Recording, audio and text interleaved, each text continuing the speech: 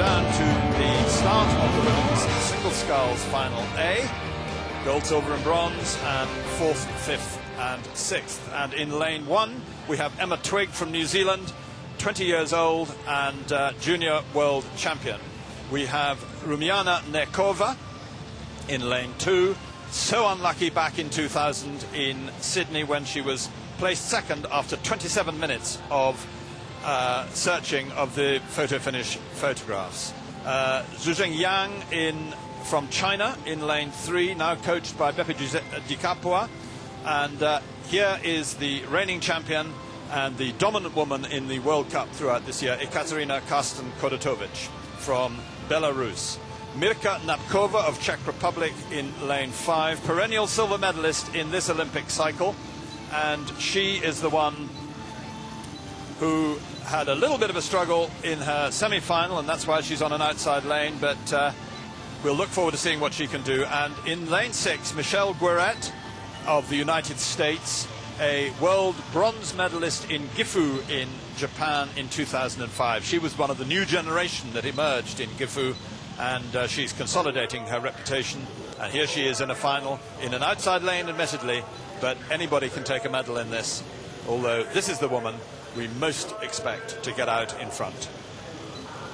The plastic clogs there, which will slide away, but they prevent the sculler from jumping the start. You see they slip down under the water and let them get away to a clean start. It's impossible to jump that start. Just in picture there, Katarina Karsten really driving it on. Looks like there's going to be some jockeying for position between the big three, who, by that, Nekova, Karsten, Napkova, the three of them, extremely experienced, and as you see there in your picture, driving on with the legs, looking very composed.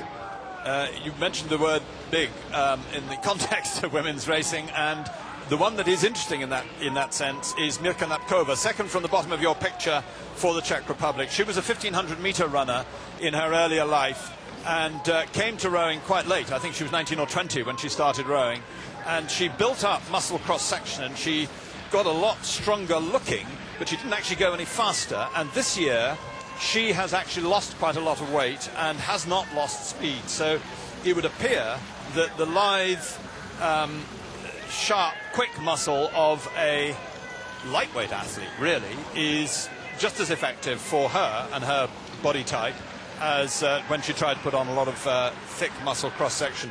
She's hanging on well to Karsten. Now, Karsten in a normal race would be out there a length up by now. Well, she always is on the rest of the field. And she is on the rest of the field. So Mirka Napkova has decided to put Karsten under pressure. Now, this season we haven't seen Karsten under pressure, so we don't know what it looks like. But in the past she has been, and she's been beaten when, most notably in 2004, when Katrin Rutschkau-Stomporowski of Germany took the Olympic title from her. Well, you say she's not been put under pressure, but actually in the semi she was run right down to the wire. It was an extremely fast finish in her semi-final with Emma Twigg actually pushing her almost closest, and we were all sort of saying there that Emma Twigg had almost kind of overturned the apple cart, so to speak, and really put the Olympic champion under pressure, sorry, world champion under pressure. Indeed, well, Olympic champion from 2000, so you're clear on that. You're all right on that one. No, but on the semi-final, as we said earlier, it's about qualifying. It's not about the finish order particularly, although you do want a good lane position. And I think that Kodotovic may have been a little bit surprised by how fast they came up. But I don't think that really amounts to the kind of pressure that would knock her off her pedestal. But she is under pressure now because she's at 34, which is possibly a shade high for her natural expected rhythm, and it does take account of the fact there's a tailwind. You can keep the rate up, but I would like to know Napkova certainly doesn't look under any pressure there, does she? No, not at all, but just sort of in the last shot, just Karsten starting to put a little bit of pressure back onto Napkova, starting to edge through. See that 33 strokes a minute, so pretty much stroke for stroke, but it's just about canvas lead, getting just eaten away stroke by Karsten. Napkova just flicking her eyes across the right to see what Karsten's up to. She is worried in that sense, but she doesn't look that she's athletically under pressure. She's not breathing heavily, and at this stage in the race, 750 metres gone, coming up to 1,000 metres. She shouldn't be feeling too much pain yet. Now, as we've often said, pretty much up to 1,000, it's jockeying for position, making sure you're there or thereabouts, and then the race really starts. And as we come up to 1,000 metres, we have Napkova just leading this from Karsten, middle, and then Goret on this near side from the United States, followed by New Zealand, Bulgaria, and China.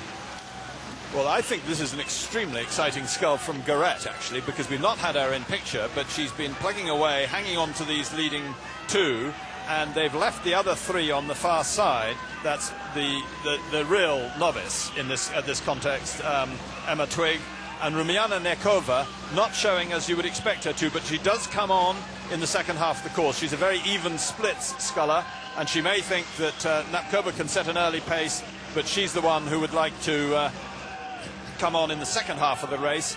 And the most surprising is Zhizhong Zhang, who has been improving, who won a gold medal back in 1993 in the China quad, which beat Germany for the first time in the history of rowing at a World Championships. And she's in sixth place at the moment. But now we're in on Michelle Guéret, of 27 years old, from the United States, in lane 6, and she's decided to take her race from Napkova. Napkova's in the lead, and so she's up there with Karsten. It's those three looking for the medal in the second half of the course. Nekova is beginning to detach herself from the back two and is beginning to move back onto these leading three. We're in the slowest boat in the championships, the single scull. It's something where you can change pace and you can bring yourself up into a challenging position from 2 or 3 lengths down in a way that you wouldn't dream of doing in an 8 or a quadruple scull. Very true. Correct there. Under perhaps a little bit of pressure. She's really made an aggressive early move. You can see there the pain's maybe starting to tell as you come into about 700 metres, come into the last 500 in fact, as we come up to the line, and it's still Napkova holding on to the slimmest of advantages, maybe about a canvas. Yeah, it's a canvas lead from Bulgaria, sorry, from Belarus, from the USA, and Bulgaria starting to make a move, starting to come back on the field. China and Emma Twigg in New Zealand colours just bringing up the Napkova missed Lucerne, and she was reportedly at high altitude with a Czech Olympic champion biathlon athlete who obviously knows an awful lot about heart-lung capacity, and that's what she's been concentrating on. As I said, she's lost the weight that built up the muscle cross-section. It's heart-lung, and now it's mostly heart. Absolutely, it's just down to a couple of feet now as we see Karsten really starting to apply the pressure now, turning the screw as we come into about 300 metres. But on the far side of your picture, it's Nekova starting to make a challenge. Has she left too much? It's about a length of distance in between Napkova and Karsten and Nekova. On the far side is racing 38 strokes a minute, so she's really pushing on now. And it's Goret who's suffering as Karsten goes through as smoothly as she ever does. We're in the last 250 metres. You see the yellow marker on the far side. Karsten comes through. She looks unassailable for a gold medal. Napkova holding on to her normal silver. And it's Goret now racing back on Napkova. She's seen Nekova, as I should call her, from Bulgaria on the far side. We're in here on Napkova making her challenge, but she's not a challenge on the lead. She's really trying to hold on to that silver medal. And on the far side, Nekova has come up right level with these 3 scullers. So we've got 4 scullers for 3 medals. Karsten in front, Nekova now in second place, and it's a race for bronze medal between Napkova of the Czech Republic and Michelle Guéret, the bronze medalist from 2005 of the United States. Correct. Karsten now a length clear, powerful as ever coming up to the line. Nekova holding on to her, but half a length behind. Goret might steal this, steals bronze on the line, I think. Goret did that in the last 4 strokes because she was behind when they passed us in our commentary position, and she's come up through Napkova and pushed Napkova down into 4th place and out of the medals for the first time.